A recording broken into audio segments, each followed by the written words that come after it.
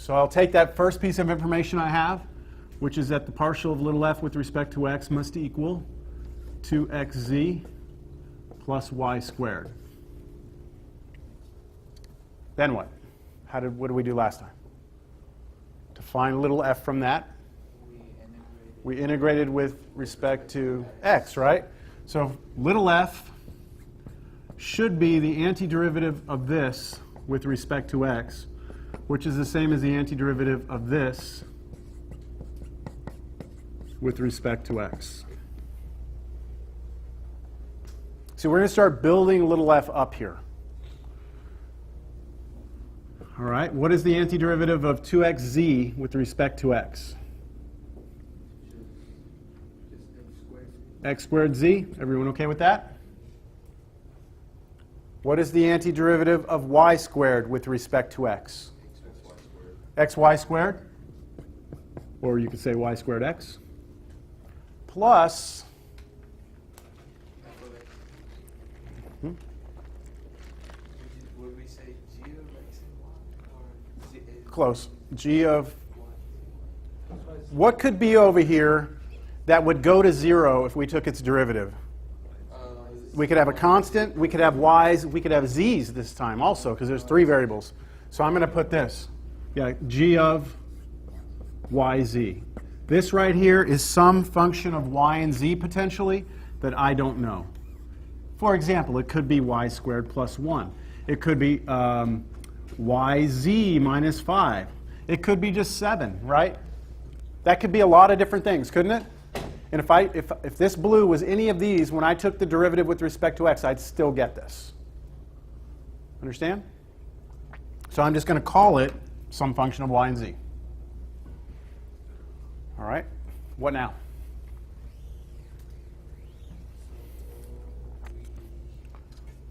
The next piece of information that we know is that the partial of f with respect to y has to be 2xy, right? So I'm going to take this and derive it with respect to y and set it equal to this. So the partial of f with respect to y, let's look at ours first. What's the derivative of this with respect to y? 0. With respect to y? 2xy. And then what's the derivative of this with respect to y? I don't know. G sub y. How about that? You see why I used that notation on the last one? Because on the last one, we only had one variable. It was only g of y. But now that we have 2 variables, it makes sense to talk about the derivative with respect to y since z is there also. We need that to be equal to what?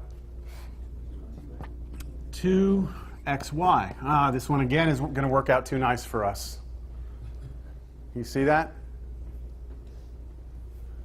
These have to be equal, right? The one that we know and the one that we're building from have to be equal. So I can get rid of that if you want to just look at it as an equation. Subtract, and you get derivative of g with respect to y must be 0. Which means that g of yz, this is a tricky one, right? G of yz, this thing we're looking for, when I take its derivative with respect to y, I need 0, right? I could still have a z in there. Couldn't I? How about just this? It's some function of z perhaps. Maybe that is a number. Maybe it's just 10. Maybe it's z squared, right? But it is definitely, I cannot say for sure it's just a constant.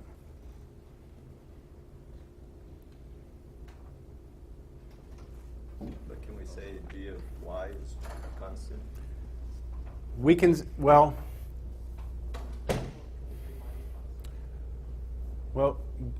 we can say, here's what we can say.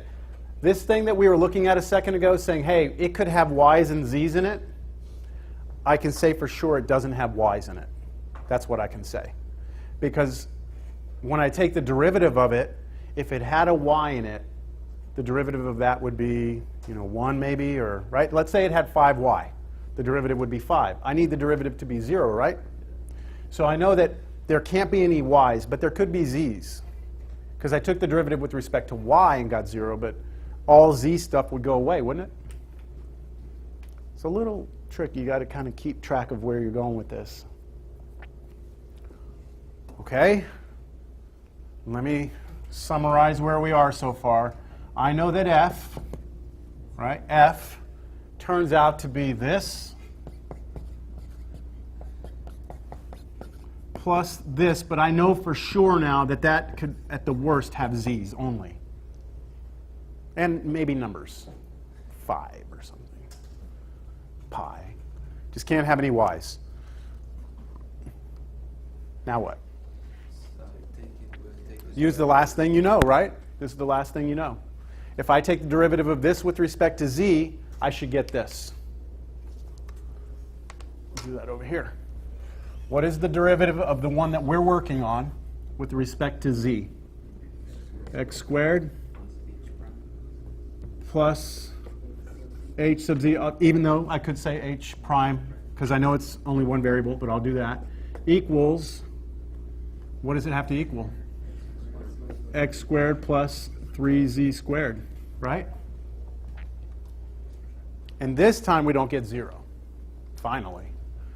Right? The x squareds cancel, and you get the derivative of h with respect to z is 3z squared. Questions? What is it that we wanted to know? Here's where we were, right? I wanted to know what this was, right? What is the h function? Not what is its derivative, but what is h?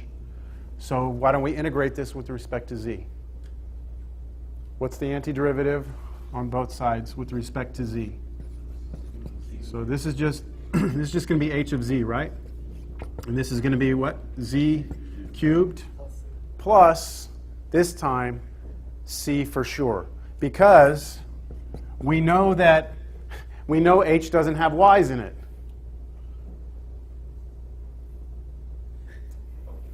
You got it? It takes the first time you do it, all right? The first one you do, when you come backwards, that constant is actually a function of 2 variables. The second time, it turns out in this problem, it was only a function of 1 variable. And then the third time, then you're finally at a constant here. I have a notation question. Yes. So when you put the sub, doesn't that mean partial derivative all the time? Yes. Okay. Yes, but look, let's say I give you some function right here, and I call it f of x equals x squared. And then I write this down. Yeah, well, I mean, That means the matter derivative, because there's only 1 variable, but this is correct notation still. still Yeah. This just means treat all other variables as constants, and there are none. So it's the same thing. If you go back and you look at notation from Cal 1 for derivatives, there's like 8 different ways you can say the derivative of something, and this is one valid way of saying it. Cool. Yeah. No, okay, so we ready for our final answer? It should be, this is where we were, right? And that h of z is going to be replaced with zq plus c. And what did I say the good thing about this is? When you're done, you can check your answer. So take the derivative. Let's do it quickly. What's the derivative of this with respect to x? 2xz plus y squared, zeroed out. Okay. Derivative of this with respect to y? Gone. 2xy, zeroed out. What's derivative of this with respect to z? X squared, 3z squared, that's zeroed out. So it works. So you can always check your little f, the potential function. You can always double check it to make sure you got it right.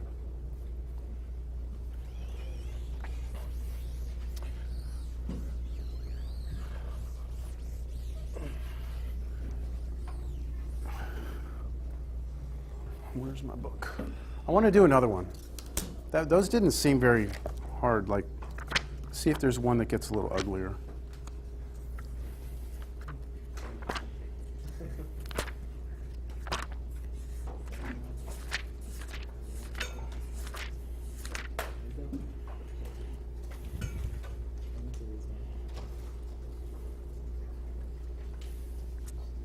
Okay, I have no idea how, if this, well, you know what? I think I have the solutions right here. Let me make sure. I'm trying to pick one that's going to get ugly so that you can see it happen. What's that? Process is the same, but we've been kind of getting lucky that these functions aren't mixed up. Like, you know what I'm saying? They keep on getting cleaner as we go back. They may get a little uglier. Let me see.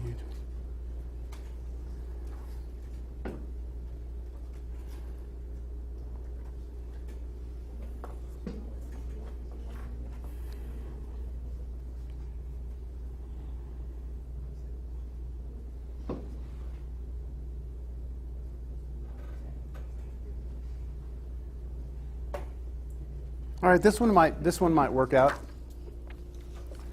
All right, get that off there. All right, so what if we have vector field sine y x cosine y plus cosine z, and then negative y sine z is our vector field. And I just want us to find the potential function. So I'm telling you that this is conservative, all right? So I will start by doing what? Okay, I know so far that this must be sine y, right? Integrate both sides. Little f must be the antiderivative of this with respect to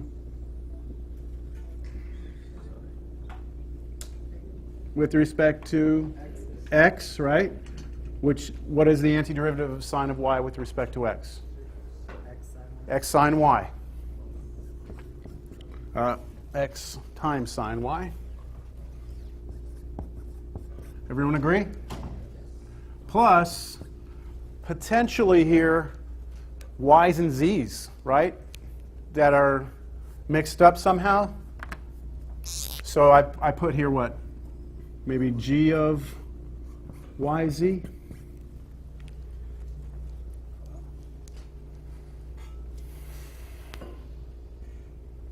Let me make sure I copy this right now.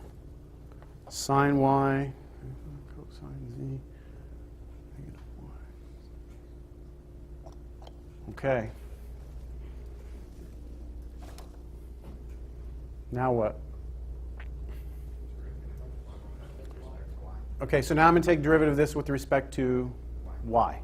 And the derivative of this with respect to y would be x cosine y, right? Because x is a constant. Derivative of that with respect to y. I just take derivative of sine of y, which is cosine y, and the x comes along. Plus what? Derivative of this with respect to y? G sub y. Understand? But that has to equal what? That has to match this, right? So that has to be equal to x cosine y plus cosine z, right?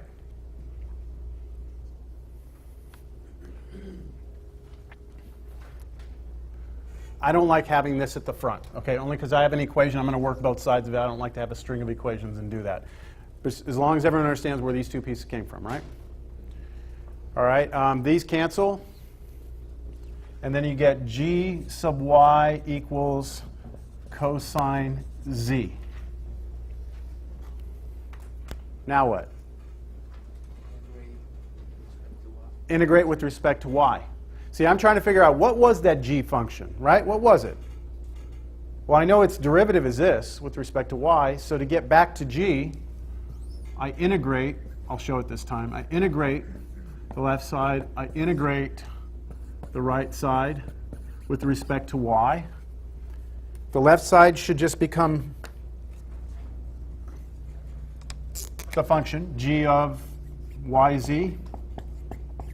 And the right side is y cosine z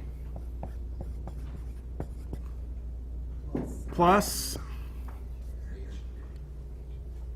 it could possibly, because, yeah, we have to keep this all in mind. When we take the derivative of this with respect to y, we get back this, right? So if there was some stuff out here that had z's in it, those would all go to 0. So I'm going to put plus h of z.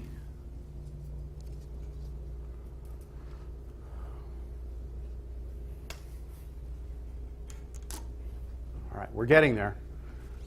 Now, let's look at little f again. Here's what little f is.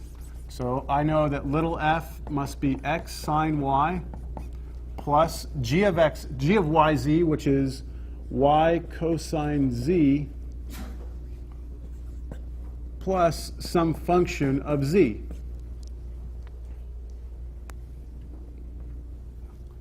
So each iteration of this, I'm kind of nailing down that function on the outside more and more. And I only have one more piece of information to use, right?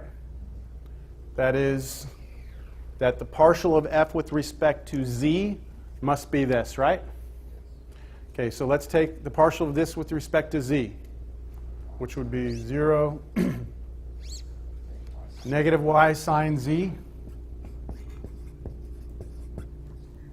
plus h sub z must equal this right here, negative y sine z. It happened again. Oh, well. But on the previous one, it didn't, right? There was a little bit in there.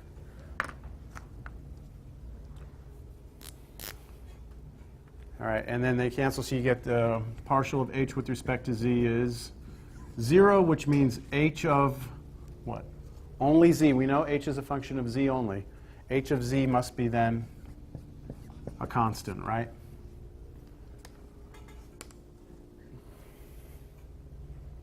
So you can go back right here, replace that with c, and you're done. So this is now c. There's your potential function.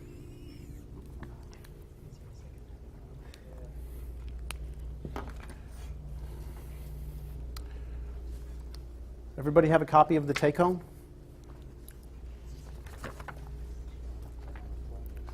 Look at number 4. Anyone need one? Yeah.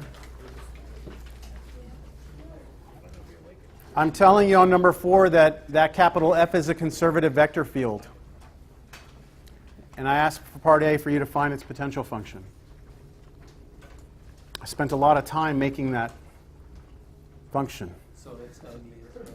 So that when you have to do all this, it's going to require some work. Okay, some techniques of integration are involved there.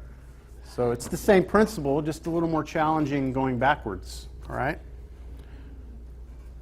And this is a big hint, okay? A big, big hint.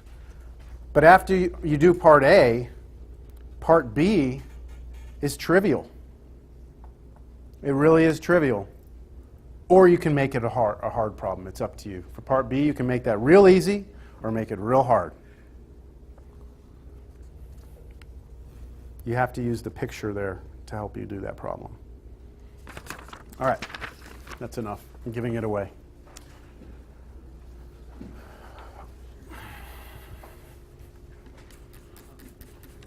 So how many of you have taken a physics class and have ever heard something like, your work is always 0